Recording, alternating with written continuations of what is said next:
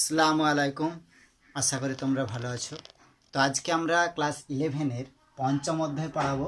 পঞ্চম অধ্যায় অর্থনীতির বিভিন্ন দিক। তো এই পঞ্চম অধ্যায়ে মিশরের কৃতদাস প্রথা নিয়ে আমরা আজকে আলোচনা করব। তো মিশরের কৃতদাস প্রথা কি, তো সেই বিষয় নিয়ে আজকে আমরা আলোচনা করব। তো আমরা প্রথমে জেনে নেব যে প্রাচীন মিশরের কৃতদাস যে শ্রেণীবিভাগ ছিল সমাজটা, সেই সমাজের কথা আগে আমরা জানব।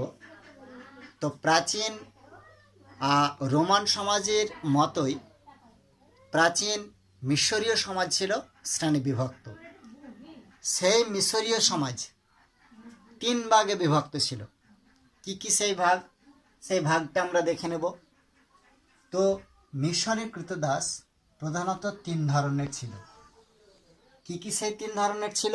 যেমন অভিজাত শ্রেণী,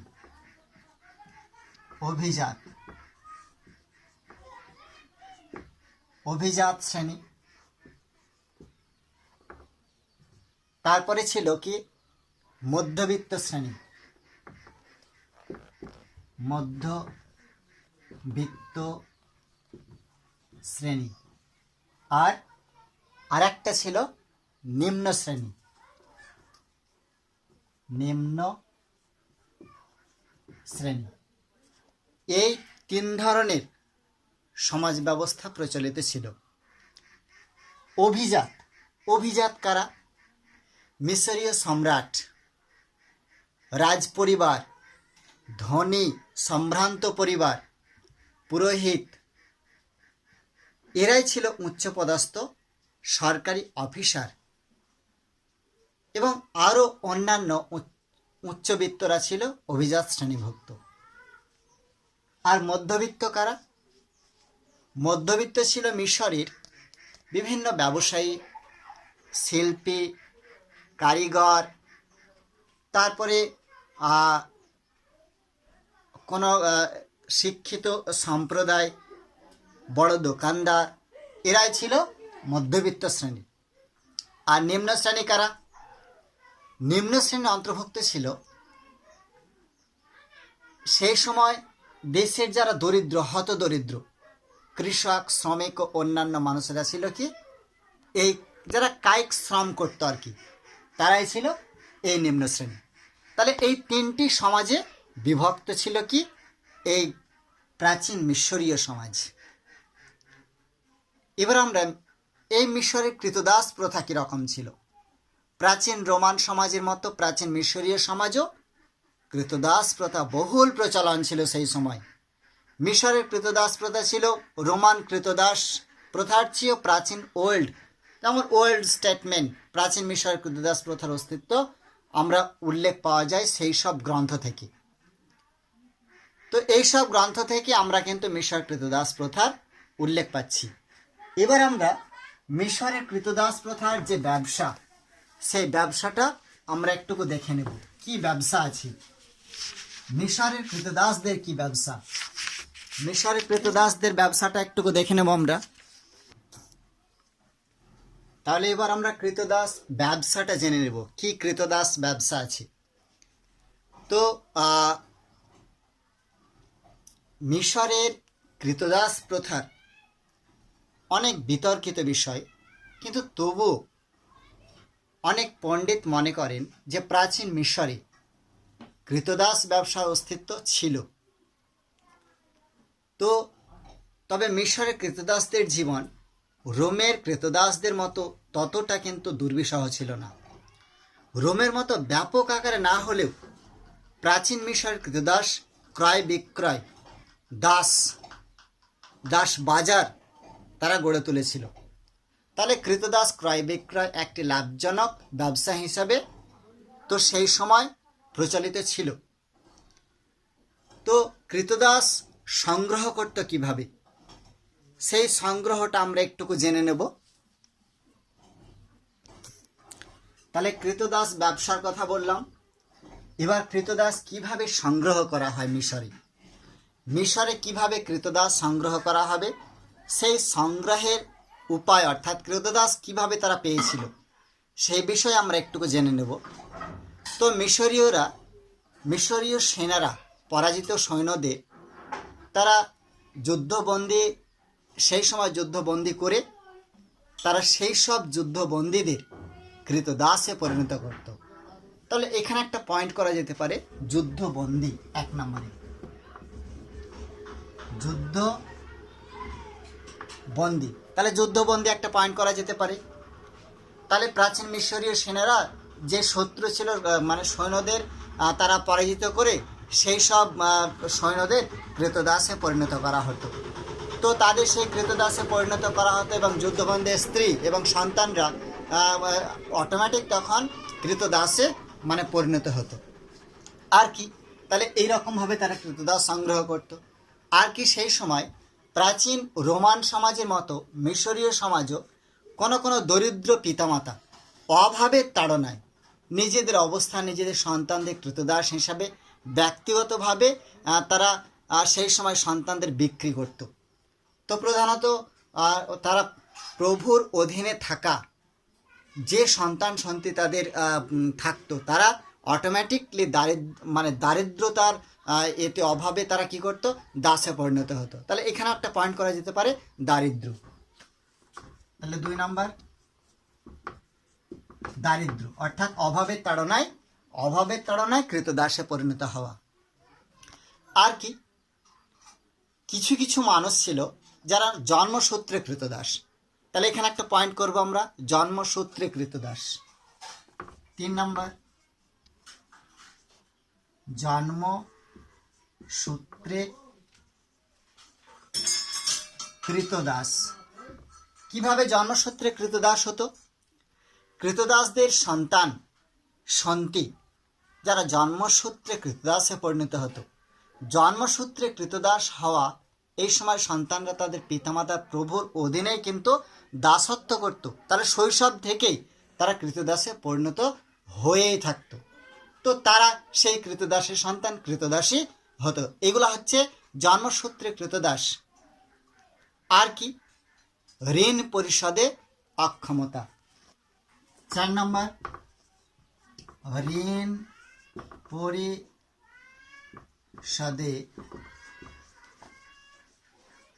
অক্ষমতা। অনেক দারিদ্রতার অভাবে তারা কি করত, মালিকদের কাছ থেকে টাকা ধার নিত। তো সেই টাকা দীর্ঘদিন ধরে তারা পরিশোধ করতে পারত না। তো মহাজনদের কাছ থেকে তারা এই ঋণ তারা পরিশোধে ব্যর্থ যখন হতো, তখন সেই ব্যক্তিকে তারা কৃতদাসে পরিণত করত। এইভাবে কৃতদাস সংগ্রহ করা হয়। আবার ধর্মীয় উদ্দেশ্যও ছিল। 5 নম্বর, ধর্মীয় উদ্দেশ্য। ধর্মীয় উদ্দেশ্য কি? ধর্মীয় উদ্দেশ্য, তো সেই সময় কোনো কোনো মানুষ ধর্মীয় কারণে, বিশেষ করে পুণ্য অর্জনের উদ্দেশ্যে স্বেচ্ছায় কৃতদাস বরণ করত। তো কোনো কোনো নারী নিজেদের কৃতদাস হিসাবে মন্দিরে উৎসর্গ করত। এইভাবে তারা কিন্তু কৃতদাসে পরিণত হতো আস্তে আস্তে। এইভাবে মিশরীয়রা কৃতদাসকে সংগ্রহ করত। আর কি, অপহরণ। 6 নম্বর, অপহরণ কি? অপহরণ, তো কোনো কোনো সময় মিশরীয় পুরুষ ও মহিলা, নারী, তো সেই সময় নদী বা সমুদ্র উপকূলে বা গ্রামের বাইরে অপহরণ করে তারা সেই কৃতদাসকে বিক্রি করে দেওয়া হতো। এইভাবে কিন্তু মিশরীয়রা সেই সব কৃতদাসকে কিনে নিত। আর কি, আইন ভঙ্গের শাস্তি। 7 নম্বর, আইন ভঙ্গের শাস্তি। তো মিশরীয় অনেক নিয়ম কানুন ছিল। সেই নিয়ম কানুন ভাঙার অপরাধে তারা শাস্তি হিসাবে কি করত, তারা সেই সব নিয়ম ভঙ্গকারীকে বা অপরাধীকে তারা দাসত্বে পরিণত করত, অর্থাৎ কৃতদাসে পরিণত করত। আর কি, কৃতদাস আমদানি করত তারা। 8 নম্বর, কৃতদাস আমদানি। তারা বিভিন্ন জায়গা থেকে কৃতদাস আমদানি করত, যেমন লিবিয়া, মিরো, কুশ প্রভৃতি অঞ্চল থেকে তারা কৃতদাস সংগ্রহ করত। এইভাবে কৃতদাস তারা সংগ্রহ করে তারা এই মিশরের কৃতদাসদের যোগান দিয়েছিল। তাহলে কি কি সংগ্রহ কিভাবে করত? তারা যুদ্ধবন্দীদের নিয়ে সংগ্রহ করত। দারিদ্রতার অভাব থাকলে সেই সব ব্যক্তিকে দাসে পরিণত করা হতো। জন্মসূত্রে কৃতদাস ছিল, ঋণ পরিশোধে অক্ষমতা হলে তাকে কৃতদাসে পরিণত করা হতো, ধর্মীয় উদ্দেশ্যে কৃতদাস হতো, আর অপহরণ করা হতো। আইন ভঙ্গের শাস্তি হিসাবে সেই সময় কৃতদাসে পরিণত করা হতো, আর কৃতদাস তারা আমদানি করত সেই সময়। এইভাবেই মিশরে কৃতদাস সংগ্রহ করা হতো। এবার আমরা মিশরের কৃতদাস, তাদের সেই মিশরীয় কৃতদাসদের কি কাজ করানো হতো সেই কাজ সম্পর্কে একটু আলোচনা করব, যে মিশরীয়দের কি কাজ করা হতো। তো প্রাচীন মিশরের কৃতদাসরা তাদের প্রভু বা রাষ্ট্রের প্রয়োজনীয় বিভিন্ন কাজকর্ম কিন্তু করে থাকতো। তো কি কি কাজ করত? তো মিশরের যারা কৃতদাস ছিল তারা প্রথমে যে কাজটা করতো সেটা হচ্ছে গৃহ কাজ। তাহলে 1 নম্বরে পয়েন্ট করা যেতে পারে গৃহ কাজ। কি গৃহ কাজ করতো তারা? মিশরের কৃতদাসদের মধ্যে অধিকাংশই বিভিন্ন পরিবারের গৃহভৃত্য হিসাবে নিযুক্ত হতো। কিন্তু তারা সেই গৃহভৃত্য হিসাবে কি করত? গৃহ পরিষ্কার করত, উদ্যান পরিচর্যা করত, রান্নাবান্না করত। এই রকম যাবতীয় নিত্য প্রয়োজনীয় কাজ পরিবারের সবই কিন্তু কৃতদাসদের দিয়ে করানো হতো। আর কি করা হতো? কৃষি কাজ করা হতো। তাহলে 2 নম্বরে কৃষি কাজ। কি কৃষি কাজ?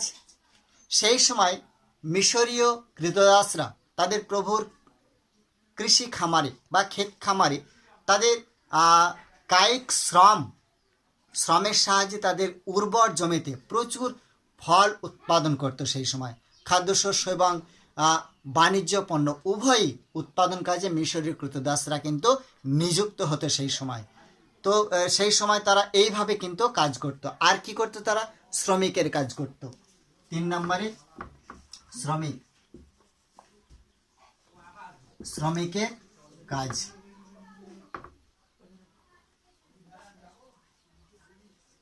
তাহলে শ্রমিকের কাজ করানো হতো। কি শ্রমিকের কাজ করানো হতো? মিশরের বিভিন্ন খনি থেকে খনিজ পদার্থ উত্তোলনের কাজে প্রচুর কৃতদাস নিযুক্ত করা হতো। তো মিশরের বিপদসংকুল নুবিয়া, সিনাই, সেখানে সোনা এবং তামার খনি সহ অন্যান্য গুরুত্বপূর্ণ ধাতু বহুল প্রচলিত ছিল। তো কৃতদাসদের দ্বারা সেই সব জিনিসগুলোকে তোলা হতো সেই সময়। আর কি? অভিজাত পরিবারে তারা কাজ করত। 4 নম্বর অভিজাত পরিবারে কাজ। তাহলে সেই সময় শ্রমিক থেকে তারা বিভিন্ন কৃতদাস অনেক অভিজাত এবং ধনী পরিবারে কাজের দায়িত্বে থাকতেন। তারা ফেরাও, অভিজাত, পুরোহিতদের স্থাবর সম্পত্তি দেখাশোনা তারা করত। কিন্তু এইসব বড়লোক টাইপের, অর্থাৎ অভিজাতরা এমনিতেই একটু ধনীবৃত্ত, তো সেই ধনীবৃত্তদের গৃহে তারা এইসব কাজ করত। কিন্তু আর কি? শিল্পের কাজ করত। 5 নম্বরে ক্ষুদ্র শিল্পের কাজ। ক্ষুদ্র শিল্পের কাজ করানো হতো তাদেরকে দিয়ে। কৃতদাসরা বিভিন্ন কুটির শিল্পের কাজে নিযুক্ত থাকতো। তো তারা সনের চাষ করত সেই সময়। তারপরে আবার তা থেকে কী হতো? বিভিন্ন জিনিস সামগ্রী তৈরি হতো সেই সময়। আবার সুতো তারা তাদেরকে দিয়েই তৈরি করা হতো, কৃতদাসদের নিযুক্ত করা হতো। তাহলে শিল্প অর্থনীতিতে বিরাট একটা পরিবর্তন ঘটিয়ে দিয়েছিল কিন্তু এই কৃতদাসরা। আর কি? সামরিক কাজ করানো হতো। 6 নম্বরে সামরিক কাজ। কি সামরিক কাজ করানো হতো? সেই সময় মিশরে বহু কৃতদাস ছিল যারা শত্রুপক্ষে যুদ্ধবন্দী। তাহলে তারা নিশ্চয় যোদ্ধা ছিল। তো সেই যোদ্ধা হিসাবে তাদের গুরুত্বপূর্ণ একটা ভূমিকা ছিল। কিন্তু তারা সেই দাসদের নিয়ে কি করত? সেনাবাহিনীতে নিযুক্ত করে দিত।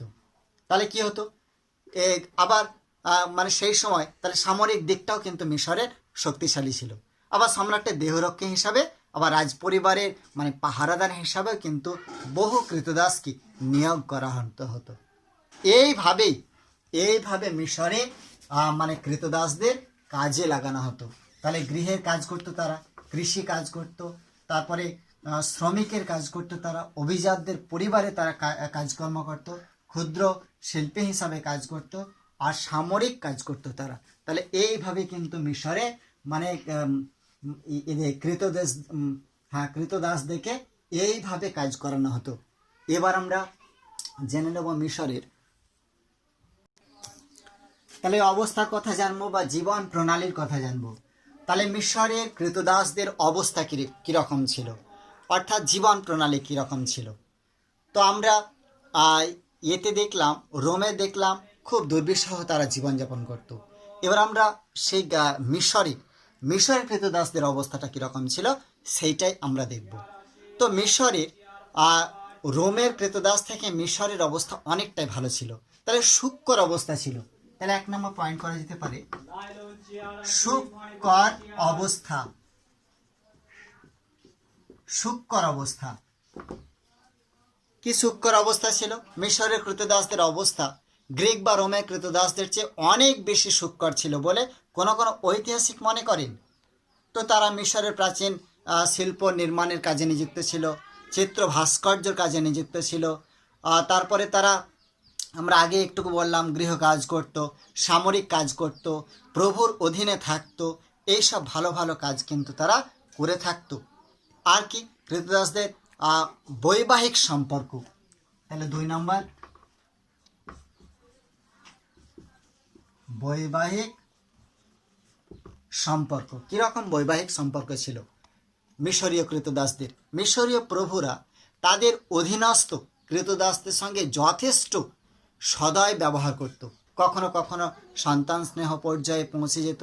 কৃতদাসরা কখনো কখনো তাদের প্রভু কন্যা বা অন্যান্য মহিলাকে বিবাহ করতেও পারত বা জানাতে পারত, মত জানাতে পারত। তাহলে একজন নাপিত নিজ কল্যাণে তার অধীনস্থ এবং কৃতদাসদের সঙ্গে বিবাহ দিতে পারত। তাহলে বৈবাহিক সম্পর্ক অত্যন্ত ভালো ছিল।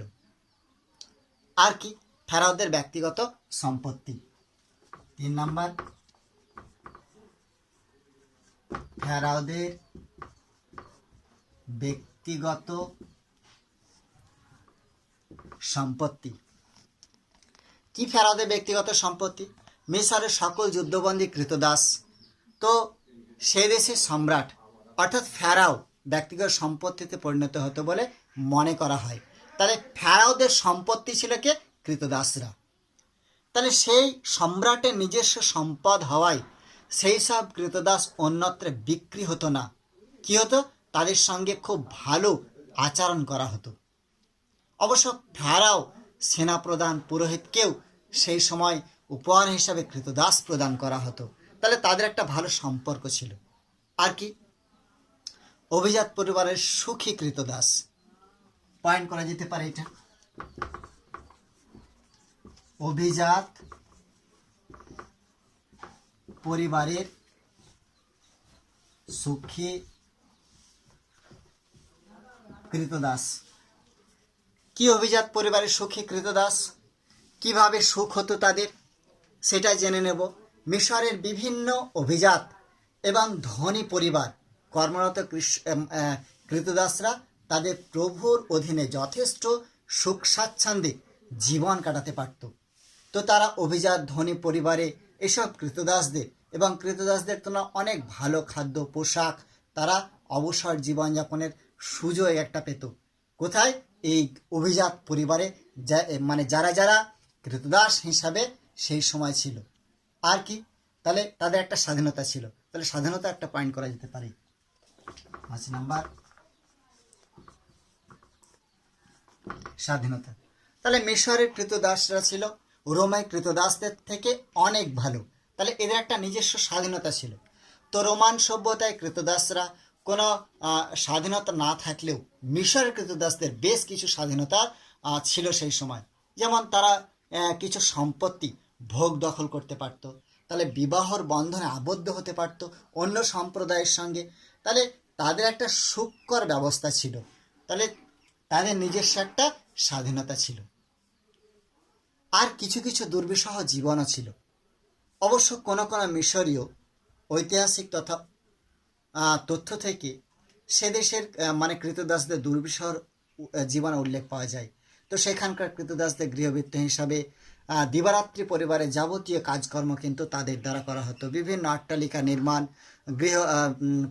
পিরামিড, তারপরে কায়িক পরিশ্রম করানো হতো। এইভাবে তাদের কিন্তু মানে অনেক কৃতদাসের দুর্বিষহ জীবন হিসাবে কাটত।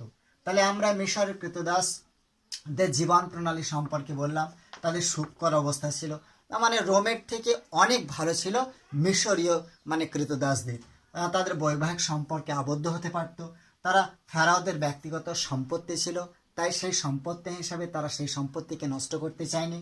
আর কি অভিজাত পরিবারে তারা সখী কৃতদাস হিসাবে বসবাস করত, আর তাদের একটা স্বাধীনতা ছিল। তবে অনেক বিতর্কিত থাকা সত্ত্বেও রোমের থেকে মিশরের কৃতদাসদের অবস্থা অনেকটাই ভালো ছিল, অনেকটাই সুখকর ছিল। তাহলে এখান থেকে কোশ্চেন আসতেই পারে, মিশরের কৃতদাস প্রথা সেই সময় কেমন ছিল, তাদের অবস্থা কীরকম ছিল, কিভাবে জীবন প্রণালী তারা করতো, এইসব মিশর কৃতদাসদের কিভাবে কাজ করানো হতো, কিভাবে মিশর কৃতদাস সংগ্রহ করা হতো, এইসব বিভিন্ন টাইপের কোশ্চেন আসতেই পারে। তাহলে এইগুলাকে তৈরি করে রাখতে হবে। তো এখান থেকে একটা বড় কোশ্চেন আসার সম্ভাবনা আছে। আশা করি সবাই একটা বড় কোশ্চেন এই জায়গা থেকে তৈরি করে রাখবে। Thank you.